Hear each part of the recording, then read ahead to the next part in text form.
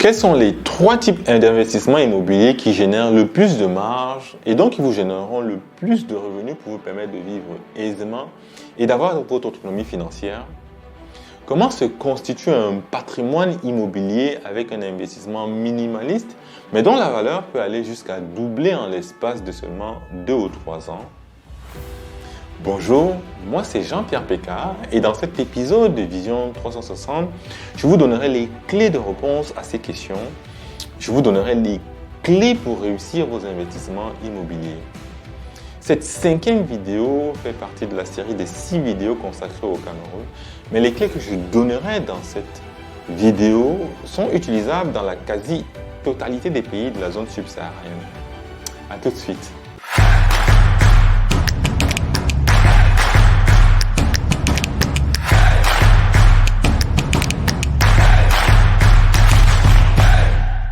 Je dirais d'entrée de jeu que c'est un pari gagnant que d'investir dans l'immobilier, quel que soit le secteur, en Afrique subsaharienne, en particulier lorsqu'on opère dans des grands centres urbains.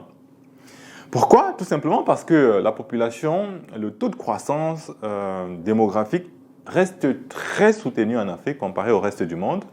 Et aujourd'hui, la Banque mondiale estime que nous sommes à peu près 1,4 milliard de personnes qui vivent dans le grand continent. Et d'ici 20 à 25 années, il y en aura le double, donc 2,8 milliards de personnes, ce qui est énorme. Alors, ça veut dire qu'il y a un besoin fort en logement qui était un besoin de première nécessité. L'autre élément quand même considérable, c'est que la couche moyenne, le revenu moyen des populations en Afrique croît aussi. On a une population jeune qui travaille et qui a du revenu et qui est donc prête à consommer, à dépenser. Cela donc nous pousse à dire que le secteur de l'immobilier, non seulement le fait de que ce soit de l'investissement sur de la pierre, sur du palpable, sur du durable, est un investissement rentable en Afrique. Alors que vous opérez dans le domaine de la location, disons des espaces de travail, des espaces de vente, des espaces ludiques ou des espaces de stockage. On parlerait même de salles de fête. Ça reste des domaines, tous sont rentables, lucratifs en Afrique. Ou alors même, il y a aussi d'autres créneaux qui sont empruntés par des personnes. Et on parle souvent de prospects immobiliers. C'est en quelque sorte des facilitateurs entre les vendeurs et des clients, des personnes qui sont dans le besoin. Et ils font à peu près l'équivalent d'agents immobiliers, mais à petite échelle.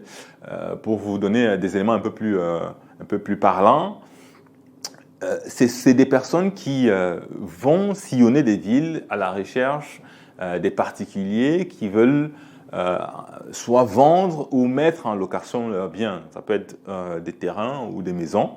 Et donc, ils s'assurent de ce que le bien qui est mis sur la table a une documentation administrative valide et que le bien en lui-même est viable.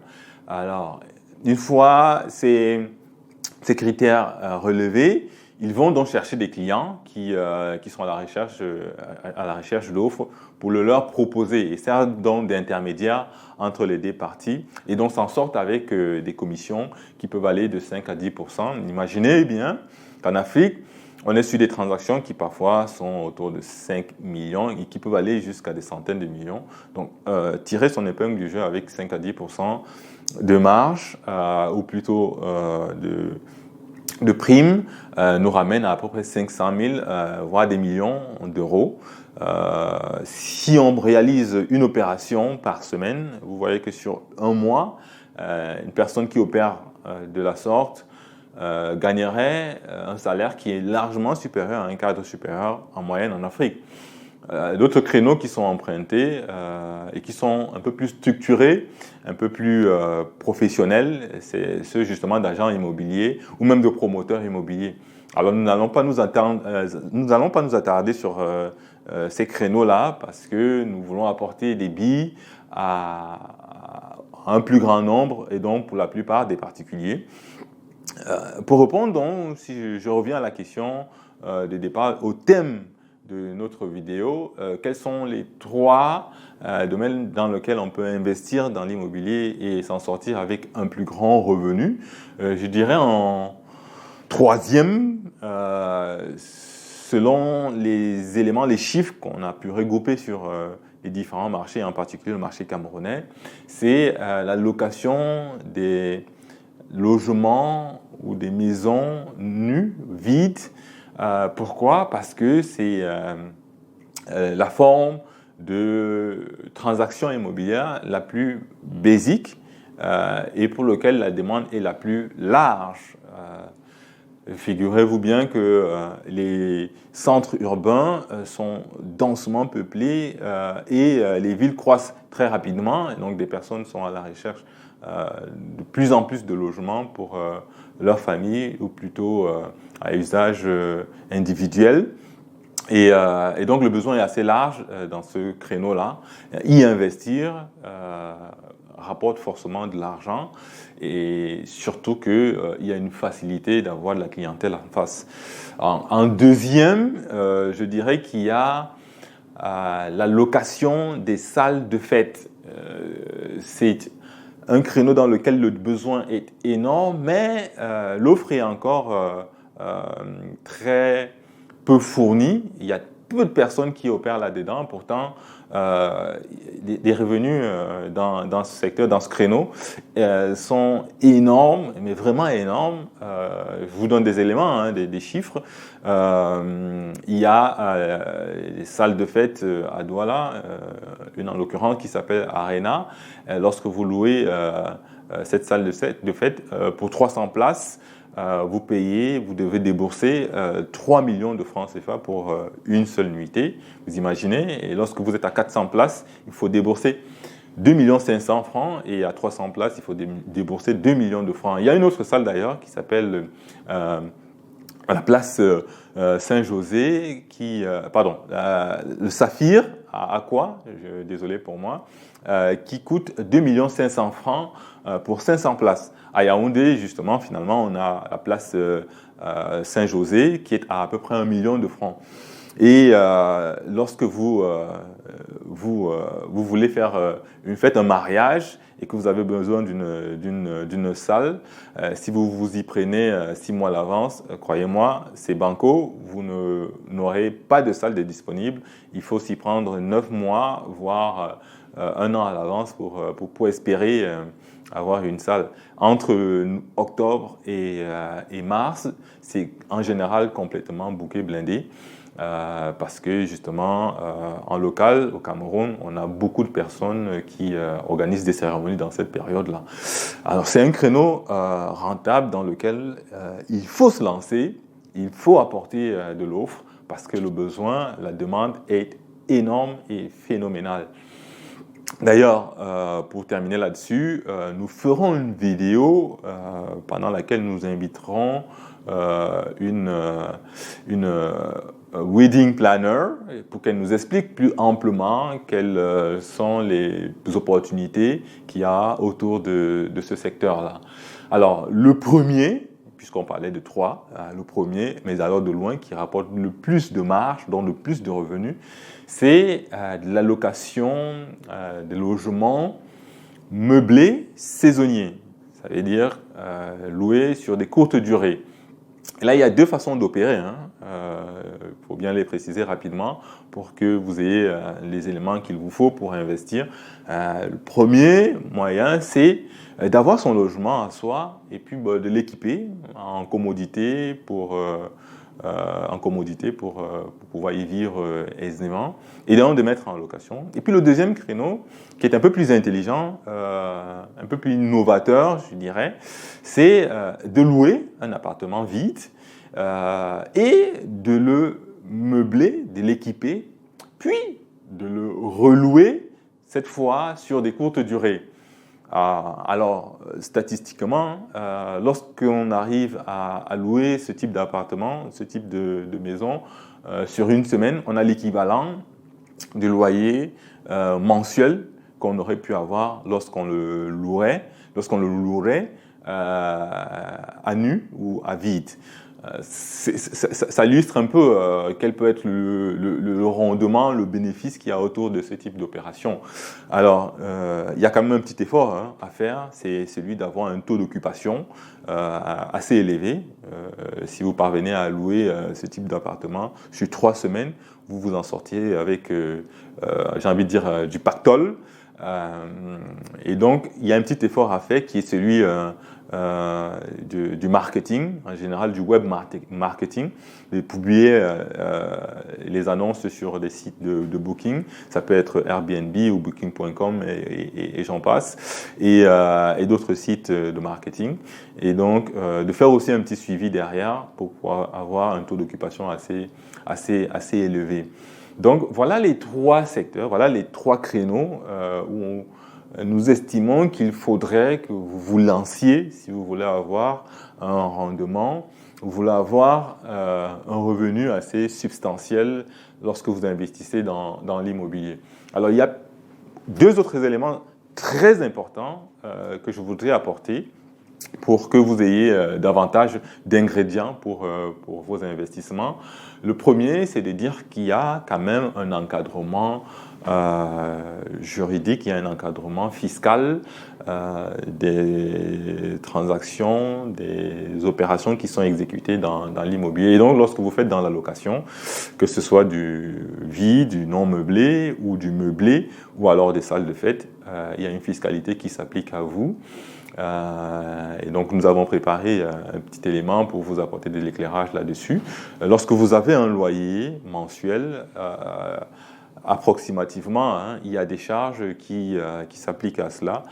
Les charges qui peuvent être diverses. Ça peut être des frais de gestion. Si vous avez une agence qui gère votre bien, ça peut être des commissions lorsque vous publiez l'annonce sur Internet, ça peut être des frais de copropriété ou de syndic, ça peut être de l'électricité, du gaz, de l'eau, Internet que vous approvisionnez ou que vous apportez dans le logement. Et donc les charges dans leur globalité représentent à peu près 30% du loyer que vous percevrez. Et donc en revenu foncier, il vous resterait à peu près 70% du revenu, plutôt du loyer, que vous aurez engrangé. Alors, cette soustraction faite, il faut tenir compte de 2 autres éléments qui rentrent en compte et qui sont liés pour les 2 aux impôts. Le premier élément, c'est alors qui vous sera appliqué sur les 70% de revenus fonciers, 15% d'impôt sur ce revenu-là. Et si vous opérez comme une SCI, une société civile immobilière, donc une structure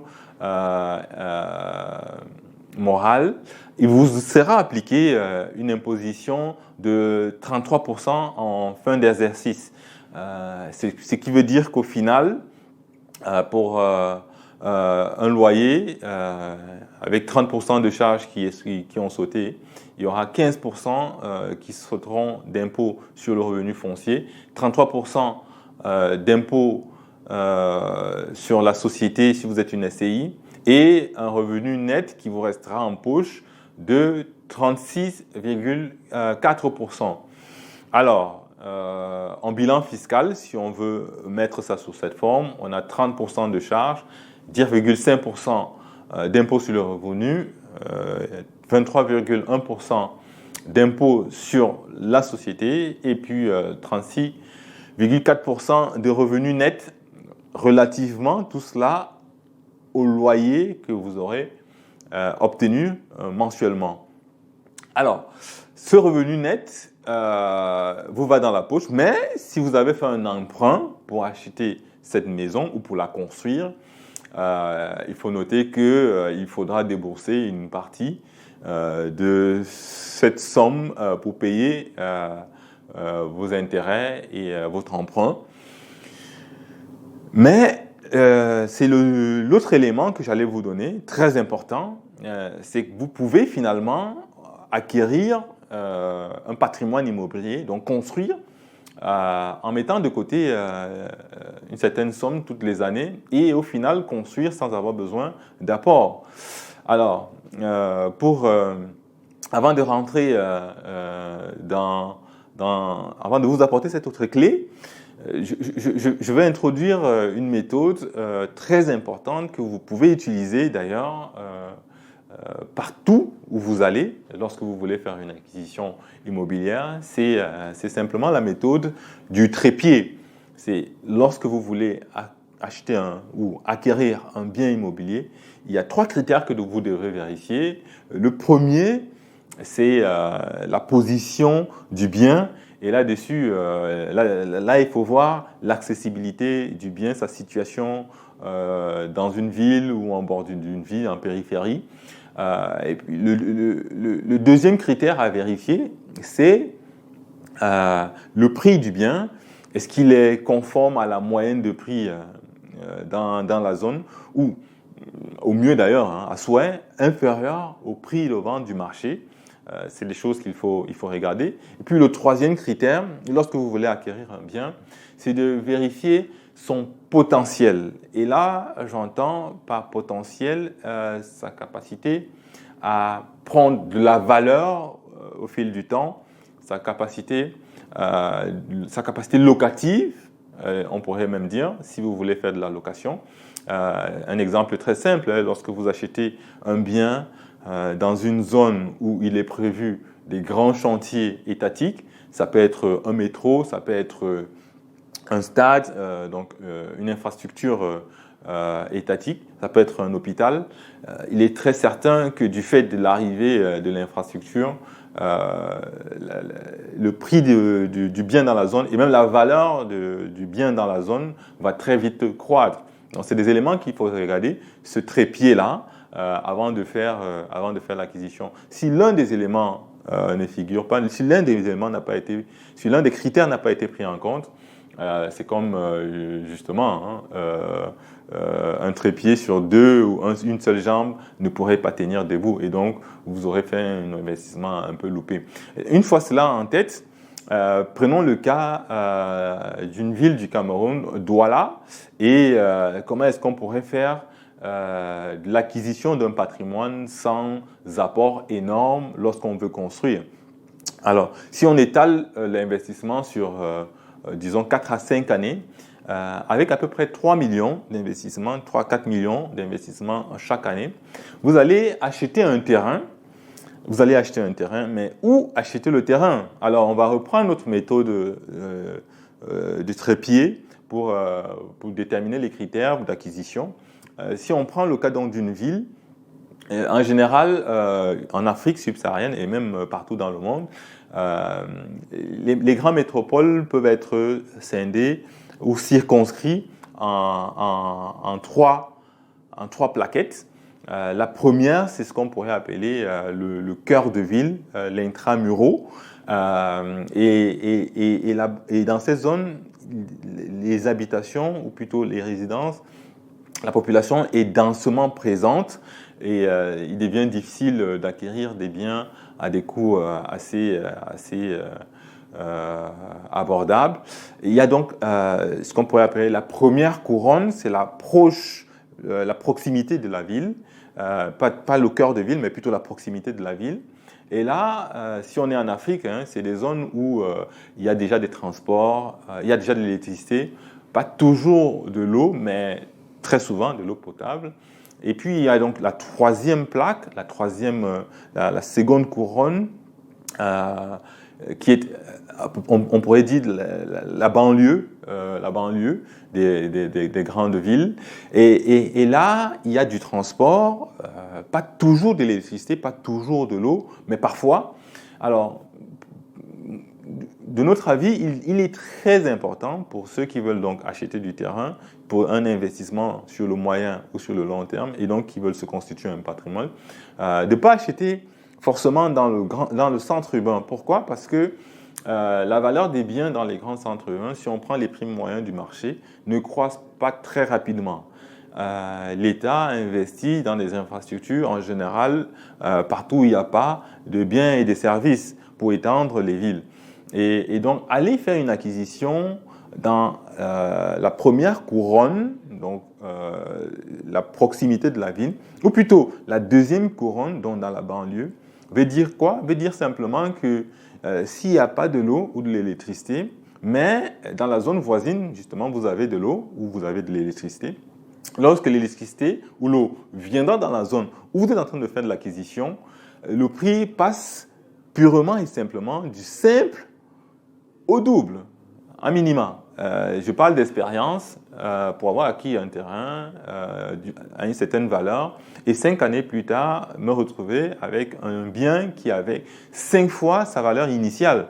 Pourquoi? Parce que justement, j'ai fait l'acquisition dans une zone qui n'était pas encore bien desservie en électricité, en eau. Mais au bout de 2-3 ans, lorsque l'électricité est arrivée et l'eau en même temps, les prix ont flambé dans la zone. Donc, voilà la façon de faire. Et donc, lorsque vous faites des acquisitions de terrain, donc un premier terrain la première année, dans ce type de zone, un second terrain dans ce type de zone, sachant que la ville s'étend, vous allez un peu plus loin, un deuxième terrain la seconde année, un troisième terrain la troisième année et un quatrième la quatrième année. La cinquième année, croyez-moi, si vous voulez construire, il vous suffit simplement de vendre le premier bien que vous avez eu, donc la première année, et vous avez la masse monétaire, l'enveloppe suffisante pour vous construire, pour vous bâtir une maison la cinquième année. Et donc, vous pouvez mettre en location ou plutôt l'utiliser comme résidence principale, peu importe, mais toujours est-il que vous êtes finalement constitué d'un patrimoine dont la valeur a très vite grandi et vous vous retrouvez donc avec un logement que vous pouvez utiliser à vos propres fins ou plutôt louer.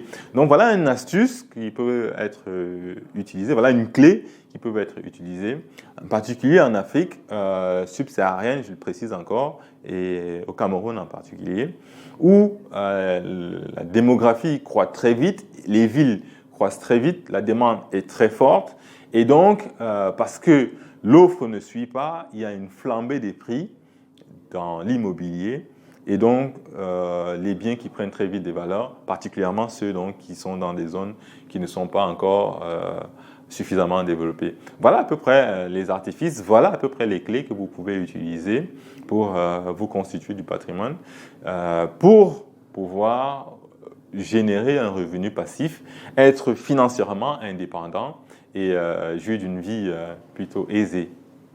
Merci de votre écoute, merci de nous faire confiance, merci de nous aider à développer cette chaîne. N'hésitez pas à vous abonner, à appuyer sur le petit pouce j'aime et à partager massivement cette vidéo. Pour rappel, nous publions un livret intitulé « Réussir tous vos investissements immobiliers au Cameroun ».